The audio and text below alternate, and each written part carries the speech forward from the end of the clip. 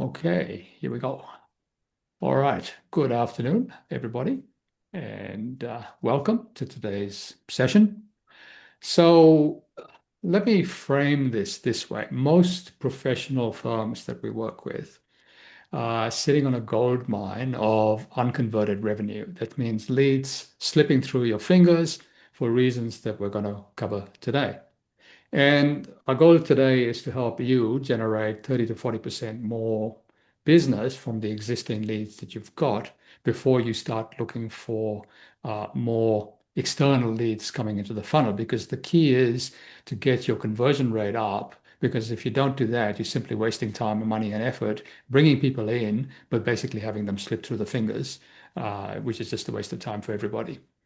And so today we're going to be explaining our system, which will help you do that by attracting the right people, cultivating those relationships, and then ultimately closing them into long-term profitable clients. Now, I'd like to make this as interactive as possible, so use the chat, but seeing as there are only a few of us here, by all means, just raise your hands and we can have a quick discussion if you've got a question. So let's start with this. I'm going to assume that if you're here, you are great at what you do, you've got extensive experience, and you get great results for your clients. It's going to be a given in our sort of field. But, and this is a big but, revenue generally will depend on you.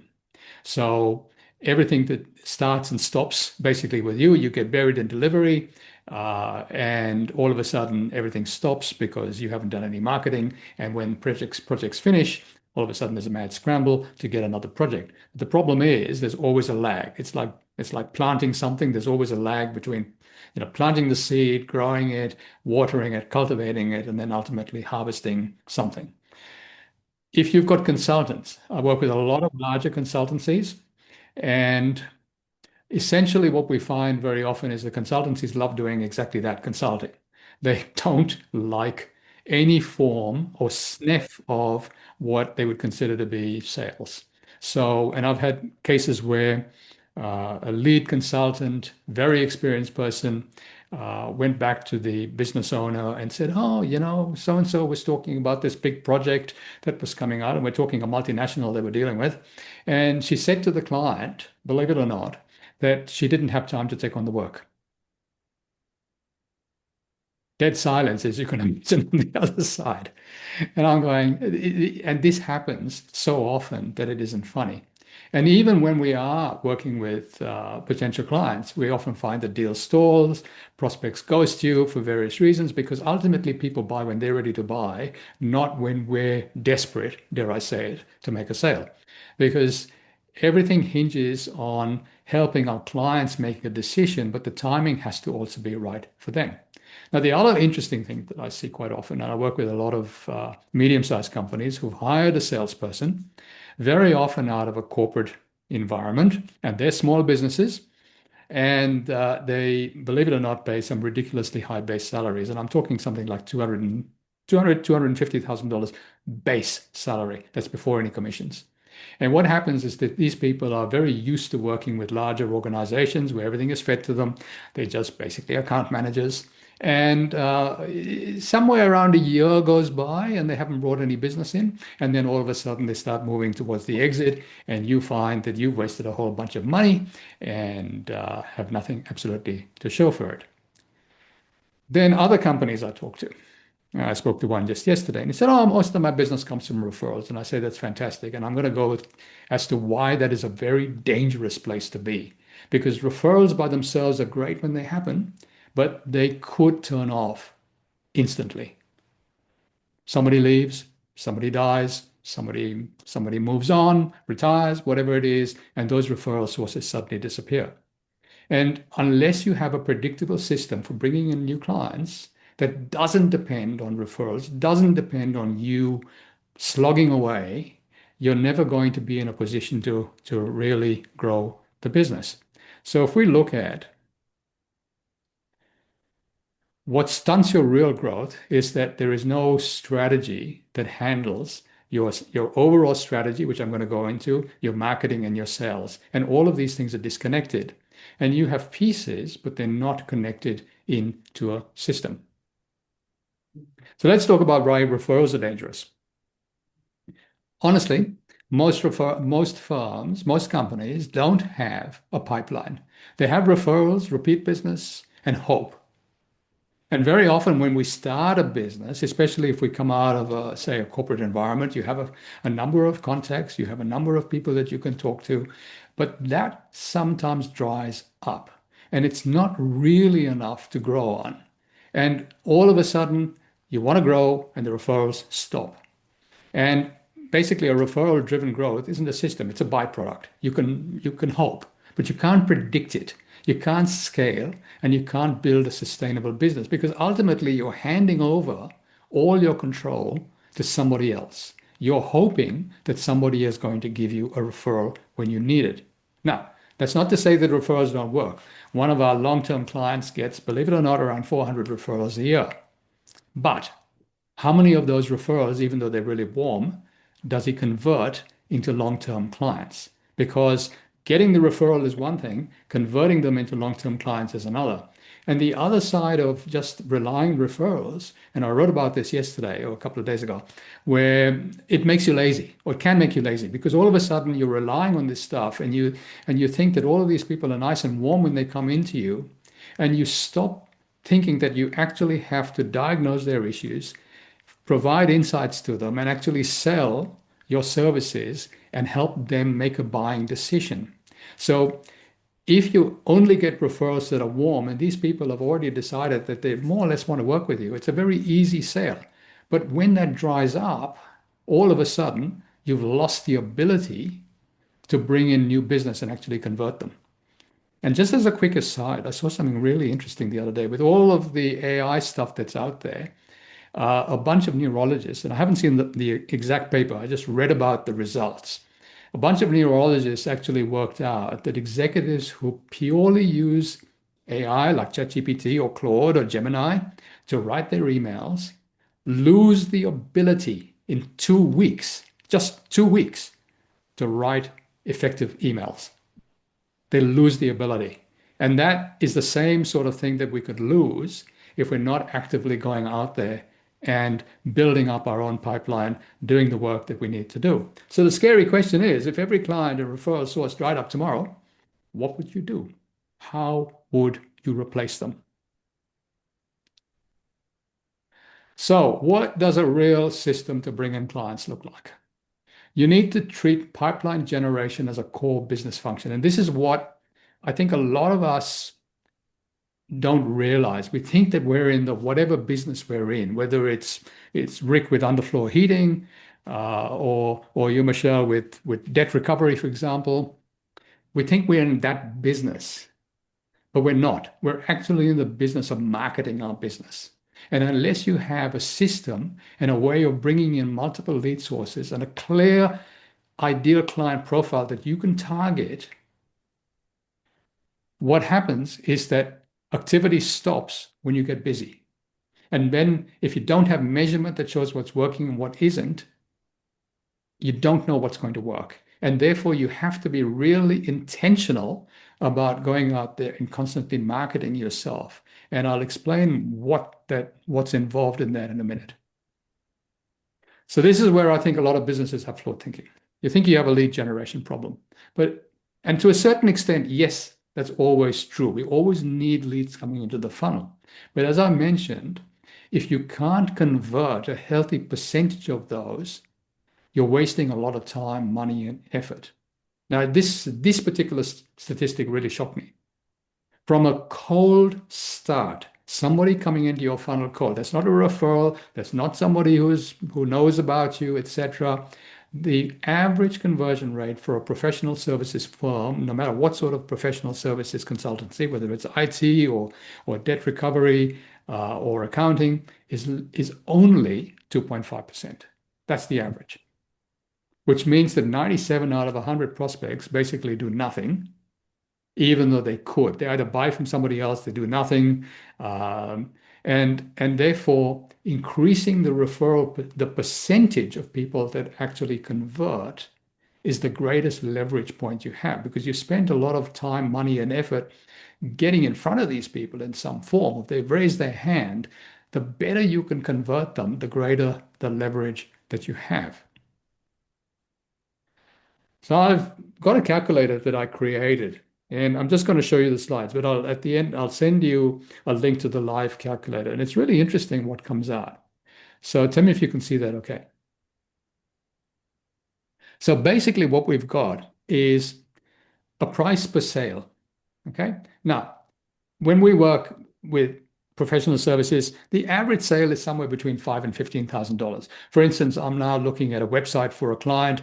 We're doing a whole bunch of work with them, and they need a new website. And I've been talking to a number of providers, and the average cost is about 15,000. So I said, okay, let's put in 15,000.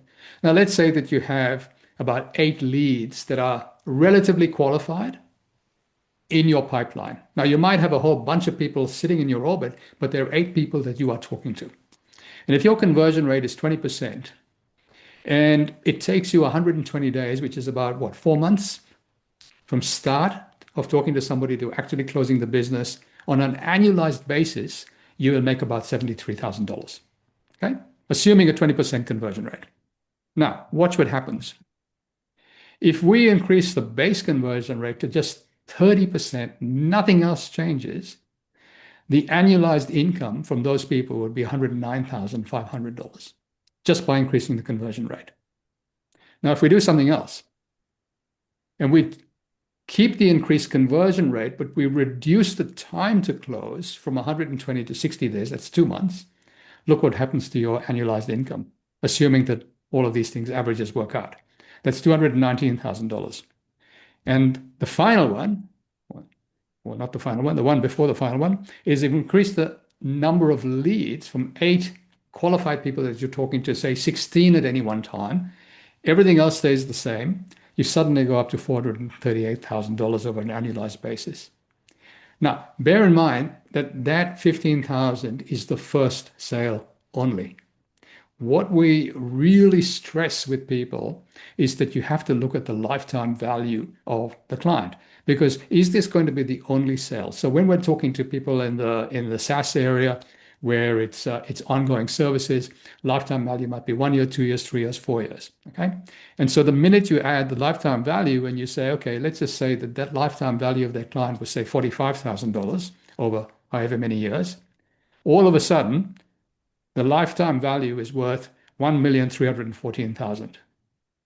So it just gives you an indication of if you increase the conversion rate, if you reduce the time to convert, and you look at the lifetime value, those figures are pretty significant. So it really makes sense to do those things. One is increase the conversion rate, increase the number of leads by all means, but first increase the conversion rate, because there's no point in getting more people into the pipeline if you're not converting them in the first place, because that's just a waste of time and money. So that's what we help our clients do. We help you consistently close 30 to 40% more business from your current leads, predictably increase your revenue and profitability without, hopefully, employing salespeople who don't bring in revenue, wasting money on ineffective and expensive marketing, and constantly chasing leads, wasting time with prospects who will never buy, because we've all got those. We've all got the looky-loos. We've got the people that we think that they're going to do something, but they never ever do. And we just spend a lot of time chasing people that are never ever going to buy. So let me give you a little bit of background. Michelle, you don't know me at all. Rick and Charlie, you do. I have an engineering background. I'm a mechanical engineer. I spent 20 years in IT for my sins in technical sales and leadership roles with major American vendors and some major consultancies. One of them was a French-Canadian company where they all wore white socks, which is really quite interesting. And they got bought out by Fujitsu a few years later. So I have a background both on the vendor hard box side, we sell boxes and services, as well as the consulting side. And then 25 years ago, my wife sitting over there and Barbara Swater and myself, we started a consultancy after the dot-com came along. And the interesting thing is when you start any business, as you'd know, you basically start with nothing. You have no track record, you have no clients, etc. And at the time, it was just after the dot-com. We looked at the bank balance and we said, well, bank balance is going down. The clients aren't really coming in at this point. We need to do something that is going to be different. So what are we going to do? So Barbara said, well, we can go cleaning houses. So we did. And we went and cleaned houses for $20 an hour if we bought our own equipment. And one day I'm cleaning the house of this expat managing director of a small organization, small here. He was small here, very large overseas.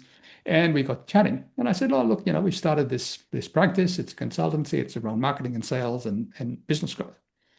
A week later, I went and saw him, put him on my newsletter list. A year went by and he called me up. And he said, Rashid, we've got a sales problem. We've been reading one of your newsletters for the last year, and we still discuss it in every sales meeting. I said, wow, okay, great. Anyway, that client he was doing about 3 million at the time. After working with him, he got up to 11.5 million in revenue. Now, the point is not so much that we helped him get to the 11.5, which is a fantastic result. The point is it was a fluke getting in front of him, because we had no system for actually attracting anybody in the first place. We could cultivate him. We got him, we cultivated him, but we had no way of attracting him in the first place. And we could convert him, but there was no way of attracting. And that's the whole point. Without that system to do that, you're always going to be at the mercy of a random walk-in referral, whatever it is. So let's talk about the actual system that we work with people on. So I'm going to draw it up here. Let me just zoom it in a bit.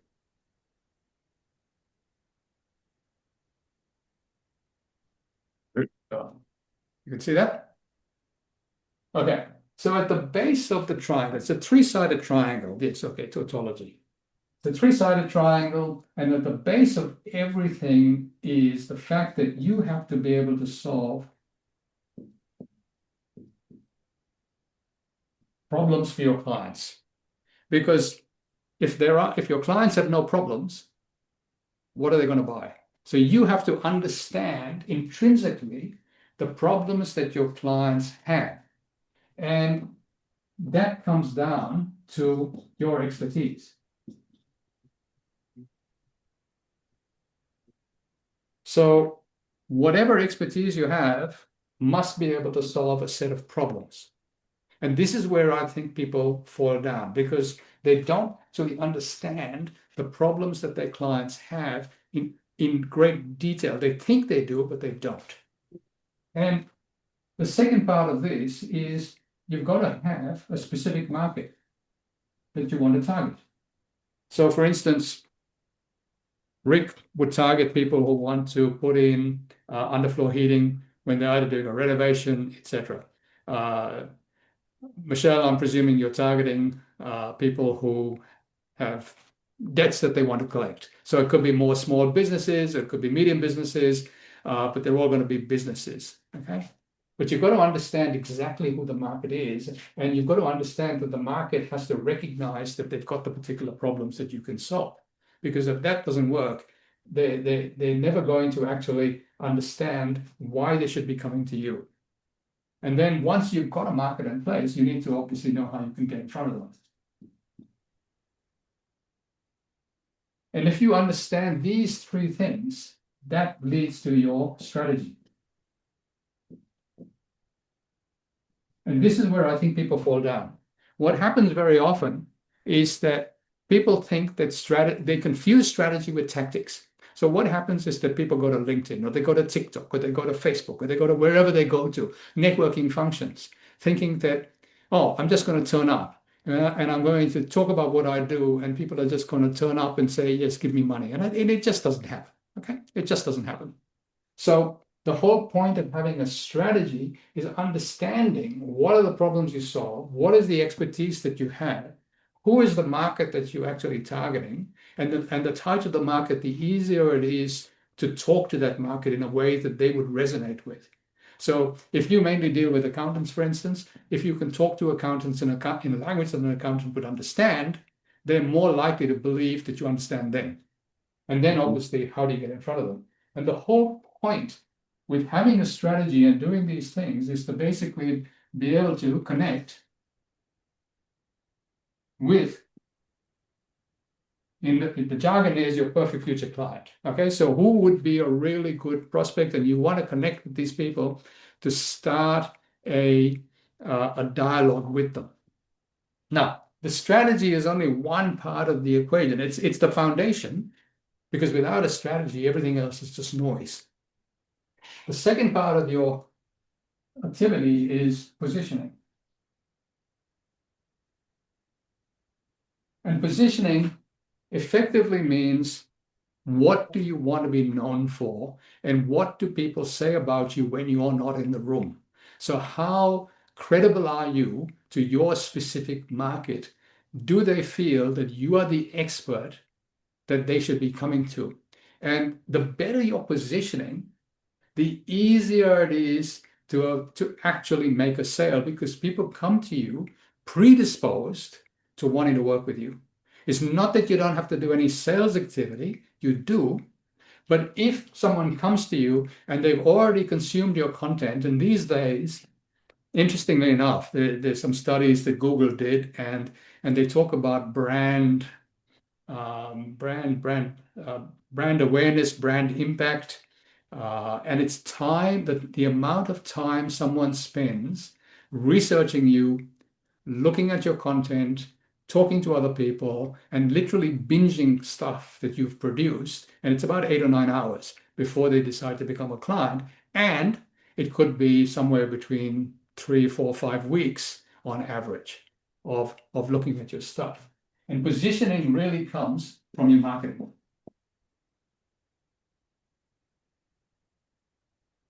So marketing gives you positioning.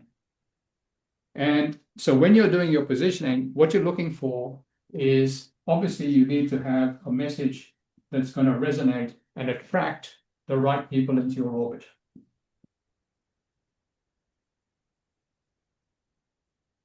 So this is one of the keys.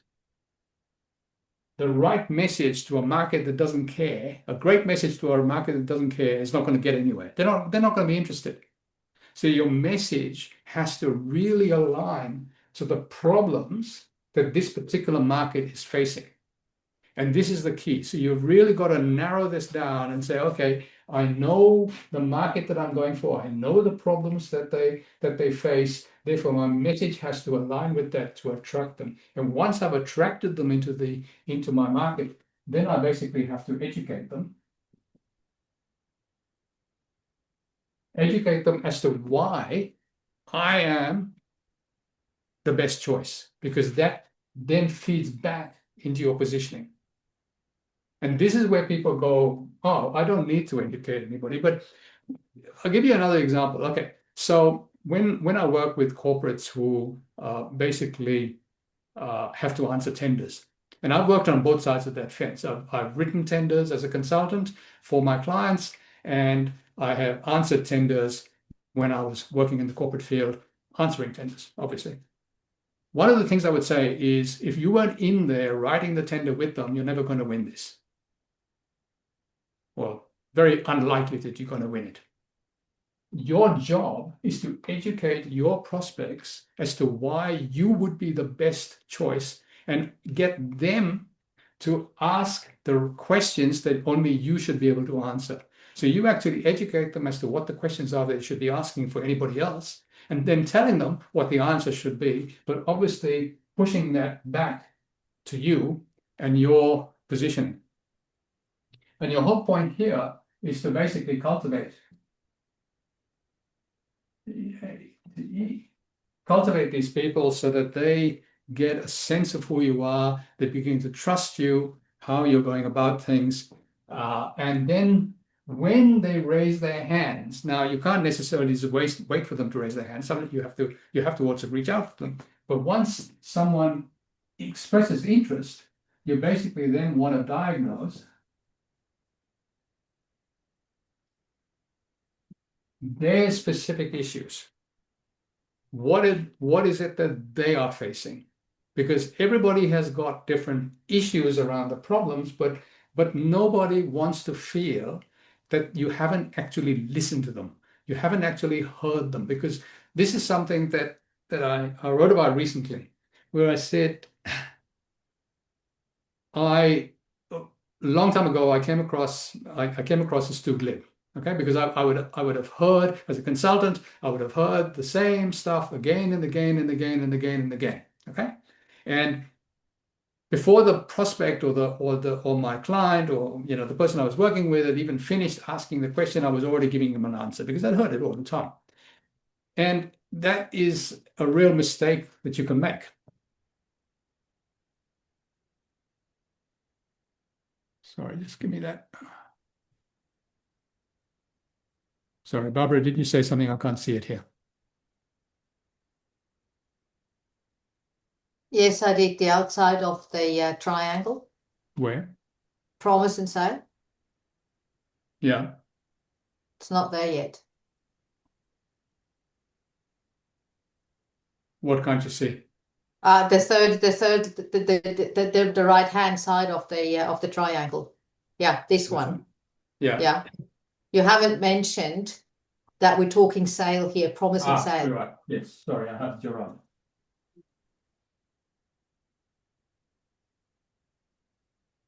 Thank you. I got ahead of myself. The right-hand side of the triangle is once you've cultivated them, you obviously need to get into a sales conversation. And the sales conversation is all about the promise that you're making that you're going to solve a particular problem for somebody. And the first thing you need to do is to diagnose their issues as to what those issues are. And as I was saying, if you come across as too glib because you've heard all of the issues before, people don't feel that you can trust them. The second thing you need to do is you need to provide insights. And you can provide insights if you have specialized in a particular market, because then you can say, look, when I work with whoever, these are the issues that I know that you're going to face. These are the issues that I know that what you think you're facing and what the real issues are these things. And then you actually educate them as to why they should come to you, because they then believe that you know more about them than they might even know about themselves. And then the final thing you have to do here is obviously provide a return on investment, an ROI for them. And the ROI is always either both a logical as well as an emotional, because people buy on emotion and then they justify the decision with logic. And I don't care who you are, 99% of people will do this. So you need to cover both of those things. So when we look at this in a form of a reverse triangle, what you're looking at is you need to make sure that you attract the right people from your market and you can provide insights into them so that you can then go all the way around. And so when we work with people, one of the things that we really stress is that we've got to have a strategy. We help you put your positioning into place, and then we help you with the sales conversations, because that is a whole art form in itself. Because you can't wing this. You have to have a system that is predictable, that you literally paint by the numbers. Obviously, the conversations differ, but certain things have to happen in a certain order. Does that make sense? Give me a yes in the chat or just.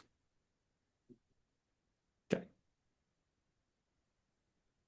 So if you want to take a screenshot of that, I can send that up, but that's a nicely written version of the triangle.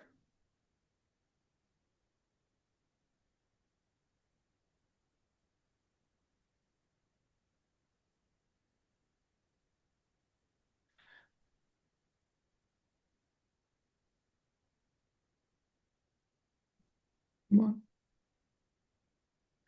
All right.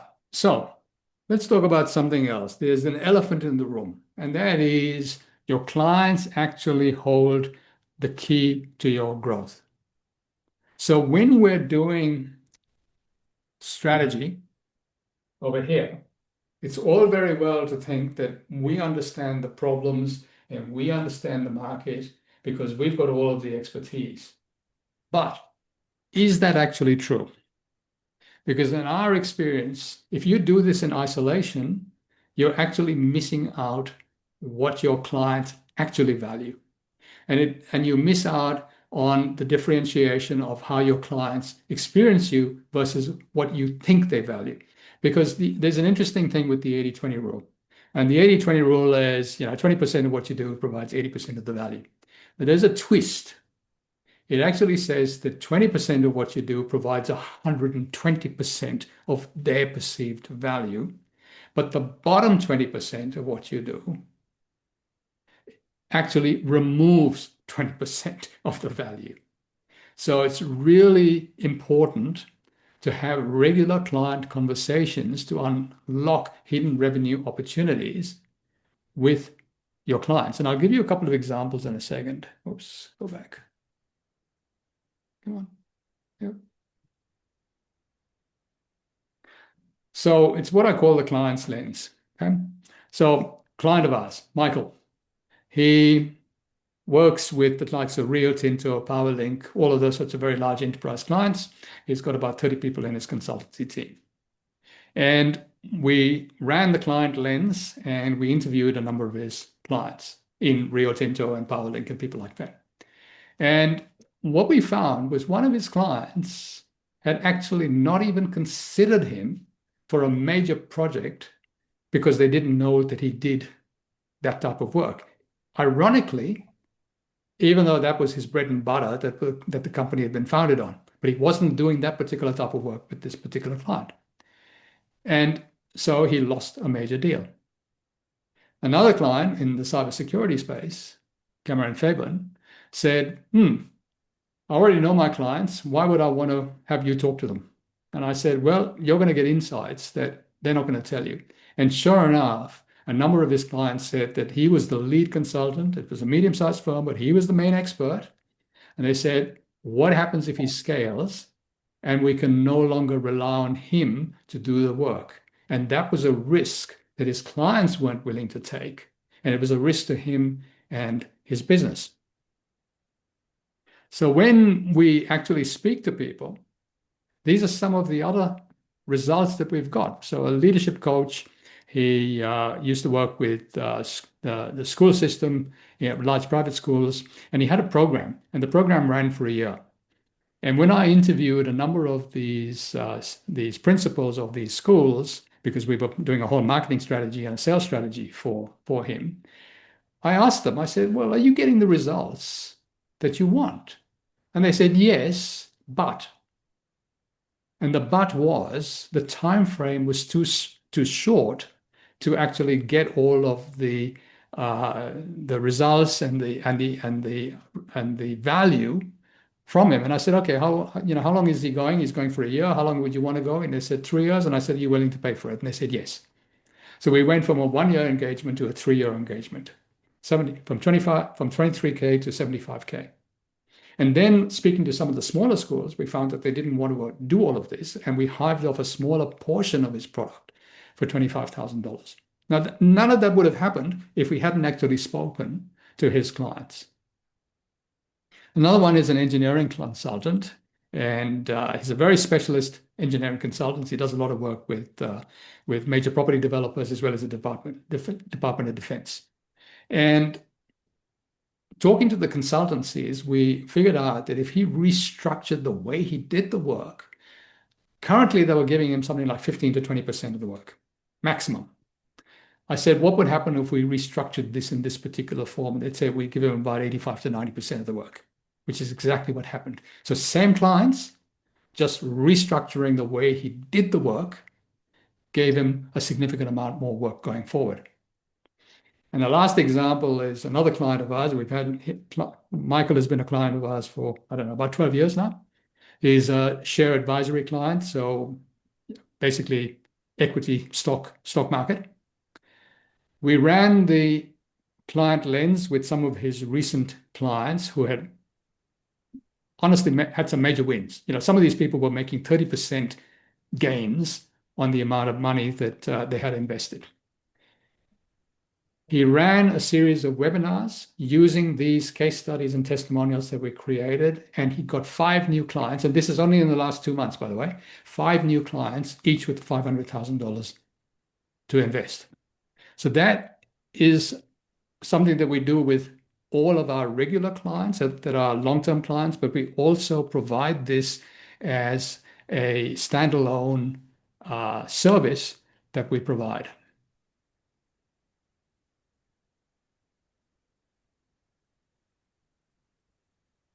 And the reason we always suggest that you get a third party to do this rather than you do this yourself is because think about it this way.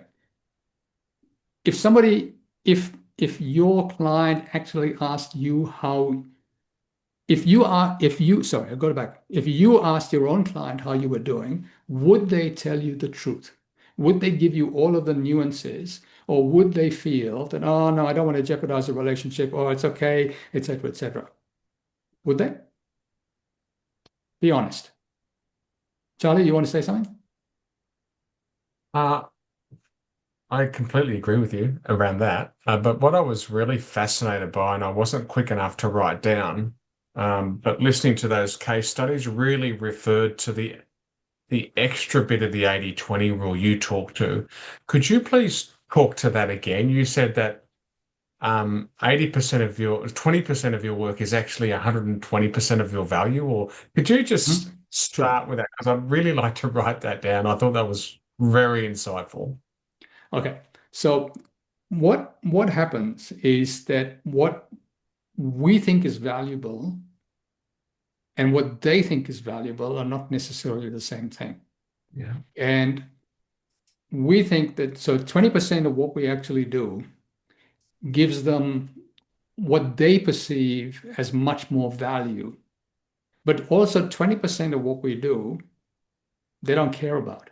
And so if you balance those two things out, it comes back to you might as well not done the 20%, the bottom 20%. And if you don't know that, then what happens is that you spend a lot of time, money, and effort doing that bottom 20%, and most of your clients don't care. Yeah. Thank you. Okay. So I had an example of this years ago where a mentor of mine, he worked with retail food outlets mainly, and he said to this fish shop, he said, "Oh, looking at all the fish that they were selling as fish and chips and whatever," and they said, there's one thing over there, one particular fish species. Who the heck buys that?" Because he looked at the numbers and he said, "Oh, just one guy who's been buying it for 15 years, but he's the only person who wants that." And he said, "Get rid of it." "Oh, but this guy's going to complain, etc." No, no, get rid of it. They got rid of it. The guy never noticed. He just went, "Yeah, I'll have something else. It's no problem." Okay. So we can spend a whole bunch of time, money, and effort doing something that they don't care about. And so one of the things, that I used to say is, sorry.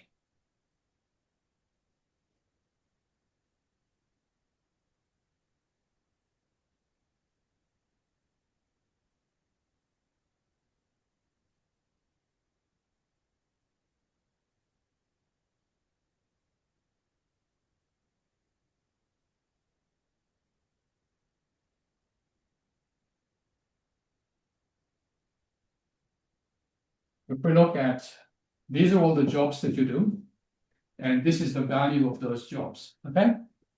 So jobs and value to them. Okay. So job A, basically, you think that it's valued there, and I should have another color, and they think it's valued there. Job number 2, you think it's valued there, but they think it's valued there. Job number 3, you think that, they think that. So if you look at this, there's a huge disparity between these things. So effectively, they don't value the things that you value, and you're wasting time, money, and effort doing, if that makes sense.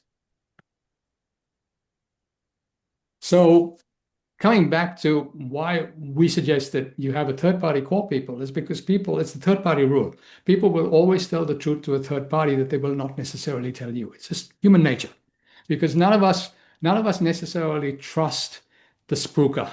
It's like standing outside a restaurant. Do you trust the person who's standing outside saying, "Come in, this is the best restaurant in town"? Or do you trust the person walking out who seems to have had a meal, who then says, "This is a great restaurant and you should go in there"? Who would you trust? It's the same thing when we talk about the third party rule here, because you can get someone internally to do this, but your client is worried about, oh, is there a hidden agenda? Are they going to sell me something? Okay. The other side of this is I've just finished doing this exercise with another client, and we actually found a very technical client. They sell weather stations. And we found that what their clients were buying was a reduction of risk. They didn't really care about the technical aspects of the weather station. They wanted to know. So a cropping guy doing agriculture wanted to know the fact that every 30 seconds he knew what the wind direction was going to be, because he didn't want to drive for 25 kilometers with a full load of spray. If the wind direction was wrong and it went and sprayed into a neighbor's property, that was a major liability for him. So he wanted to know that. It was risk reduction. And that's why we basically say, look, don't do it yourself. Get someone else. You can use me or you can use someone else. But if you use me, I have 25 years experience doing this, asking questions in the right way, probing people, because it's not a survey, it is a conversation. And some of these conversations, especially with senior people, 40 minutes, sometimes 50 minutes. People like talking. You'd be amazed at the information you get, and the fact that the people being interviewed really appreciate the fact that you took the trouble to ask them. This is the thing. They actually appreciate that more than anything else. So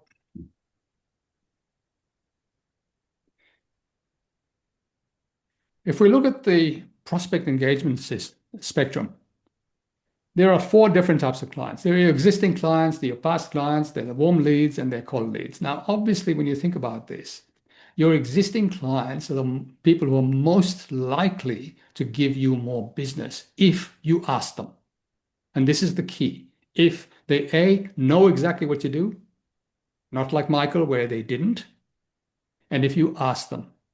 Because to get more business out of somebody who already trusts you, they already have a relationship with you, is going to be 7, 10, 15 times easier than going to somebody at the other end of the spectrum, which is completely cold. The second one that people tend to neglect is your past clients. They've done work with you.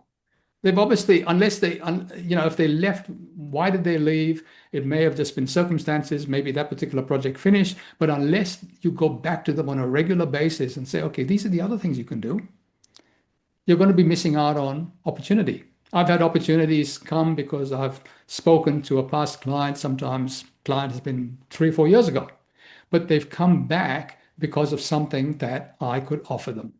And then obviously you've got the warm leads that you've been cultivating, and then the cold leads that really take a lot more work to get over the line. And this is where I see a lot of people leak, because there's a leaky bucket. You're getting all these leads in the funnel, but a lot of it is leaking out at the end. And unless you can increase your conversion rate, effectively what's happening is that you're leaking opportunity. And then, as we pointed out, the fortune is in the follow-up. In the old days, it took about 5 or 6 touches. These days, it takes 20, 25 contacts over a period of time to actually have someone become a client. And the key is to keep in front of them in an unobtrusive way. You don't have to keep phoning them, but it's your content, it's regular check-in with some form of value that you can provide them. If you know what the industry is, if you know what their specific issues are likely to be, if you know something about them, it means that you can send them something that would make sense to them and that they would appreciate. And so it is really important. So one thing before I finish is the 90-day rule. So the 90-day rule was something that a woman called Wendy Evans discovered. And Wendy Evans used to work for the likes of Saki and Saki, Thomas Cook International, Intercon Hotels. And she found that people forgot you on day 91. If they hadn't heard from you for 90 days, come day 91, somebody else came along with something that you could have sold, they will forget you and they will go there. And I've seen it happen time and time and time again. Now, in the beginning, I mentioned that I offer a free 60-minute diagnostic where we look at your pipeline, we review what's really happening in your business, where we work through your strategy, your positioning, and your sales process to find out where the particular leaks are in that process. It's complementary. It's my way of helping you diagnose where you're at. Whether or not you want to work with me further or not is entirely up to you. But I believe it'll give you real value if you want to take me up on that. So before I finish, just remember, 2.5% is the average conversion rate. So therefore, 97 out of every 100 prospects are likely to buy from someone else. And the strategic triangle, which I had on the board, which I will go back to here. Come back.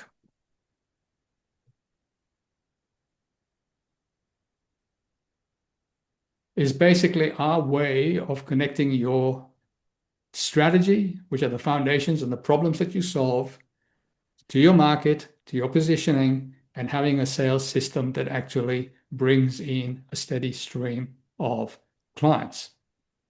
So, can I ask, what were the insights that you took away from today?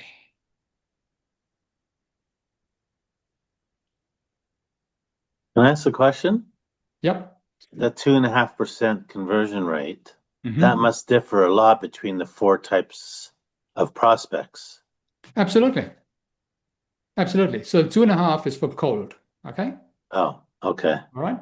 So if somebody comes in as a really warm referral, and by warm referral, I mean somebody took the trouble of introducing you and positioning you as the expert, I would expect, all other things being equal, 40 to 50%. Okay. Okay. If it wasn't, there'd be something wrong. Okay. Right. Assuming that the person really was in the market and really wanted this. Okay. That makes a lot more sense. Charlie? Yeah, Rashid, the just those numbers around the 80-20 rule, I just found fascinating and that it hurt me to listen to. So I know there's some my intuition is saying, Charlie, you need to look at this or be ignorant. And the other thing I thought that line about people forget you on day 91, Yes. that was very powerful. I know that I have um assumed that I've got some work or assumed that I've positioned myself and then found out that I didn't get that and most of that was either I was too close or too far away. And in some cases it was too long as well. So thank you.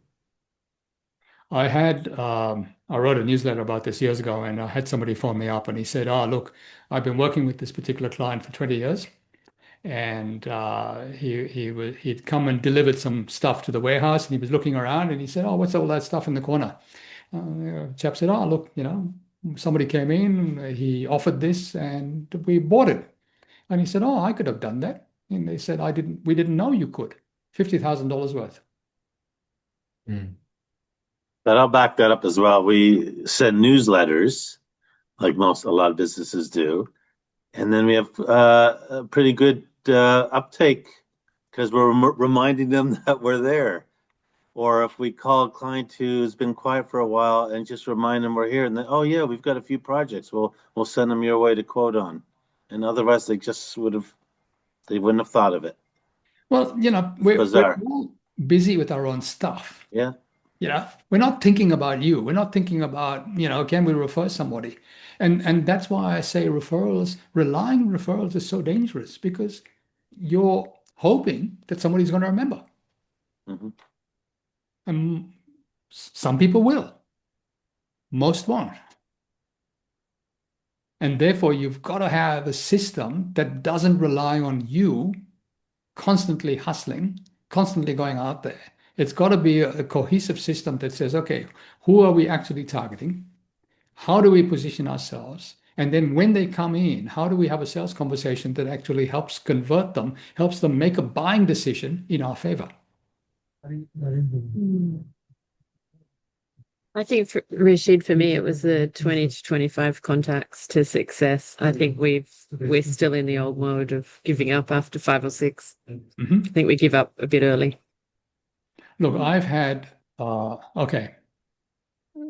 So a few years ago, we had a client, major multinational in the welding space. So it's not somebody I would normally deal with.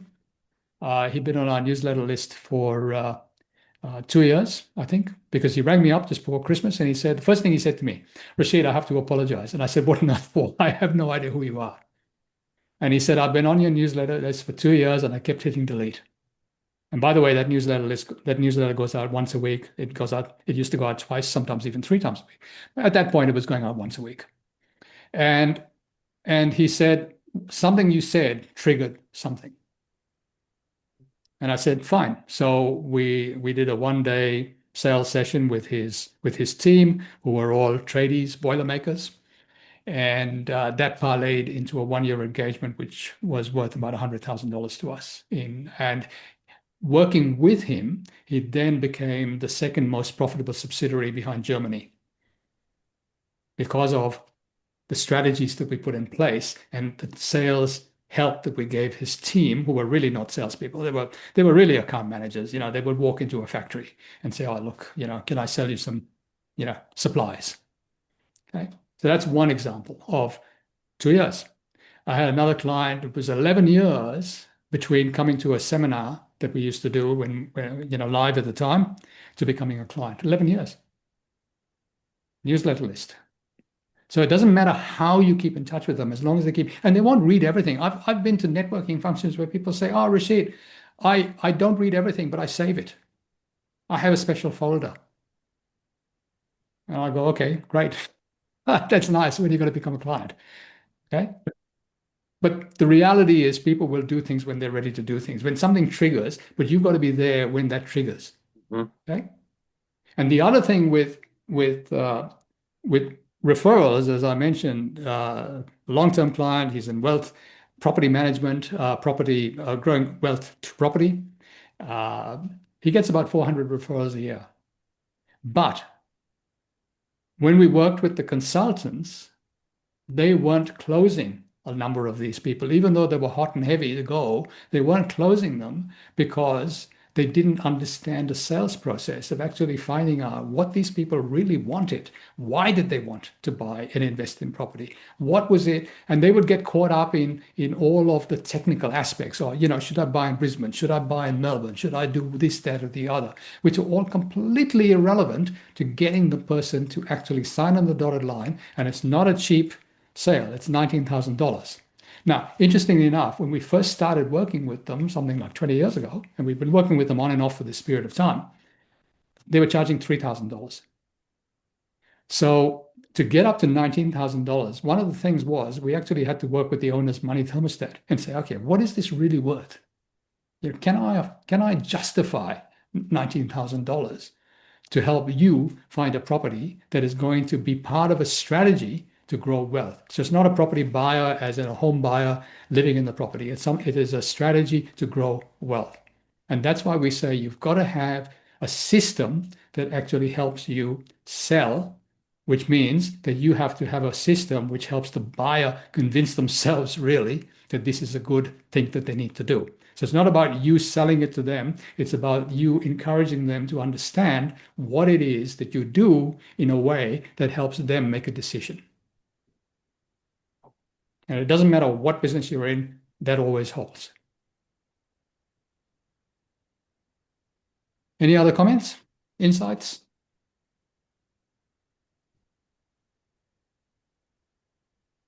Good one. Thank you, Rashid. All right. Well, it's 1 o'clock, so thank you for being here. I really appreciate it. Thank you very much.